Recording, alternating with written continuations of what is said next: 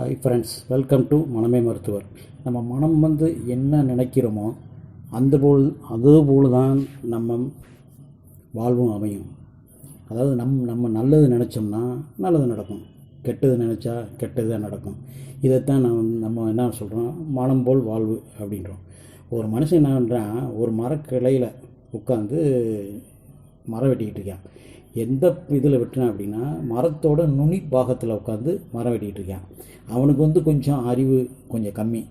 என்ன கம்மி அப்படின்னா, நுனி பாகத்தில் இருந்தால் நான் விழுந்துருவோம் அப்படிங்கிற ஒரு அறிவு கூட இல்லாமல் மரம் வெட்டிக்கிட்டு இருக்கான். இதை என்ன ஆகுறாங்க, அனைவரும் பாதுகாக்கணும், பரமசிவனும் பார்வதியும் பார்த்துக்கிட்டு இருக்காங்க. அவங்களுக்குள்ள ஒரு ஒப்பந்தம் உருவாகுது.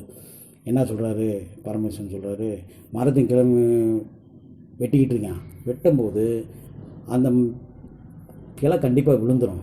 விழும்போது அவன் அப்பா அப்படின்னா நான் காப்பாற்றுனேன், அம்மா அப்படின்னா பார்வதி நீ காப்பாற்று, என்ன அப்படி பண்ணுவோம் அப்படின்னு ஒரு ஒப்பந்தம் பண்ணுறாங்க. சரி அப்படின்ட்டு அப்படியே பார்த்துட்டே இருக்காங்க. இவன் மரத்தை வெட்டிக்கிட்டே இருக்கேன்.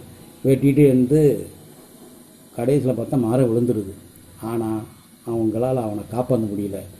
ஏன் அப்படின்னு கேட்டிங்கன்னா, அவன் விழும்போது அம்மானும் கத்தலை, அப்பானும் கத்தலை, ஐயோ நான் செத்தேன் அப்படின்னு கத்திக்கிட்டு இருந்தான். இதனால் அவன் மனம் நினைத்தபடியே அவனது வாழ்வும் அமைந்தது.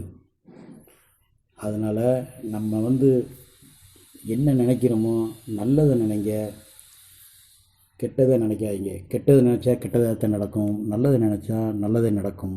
மீண்டும் சந்திப்போம். நன்றி.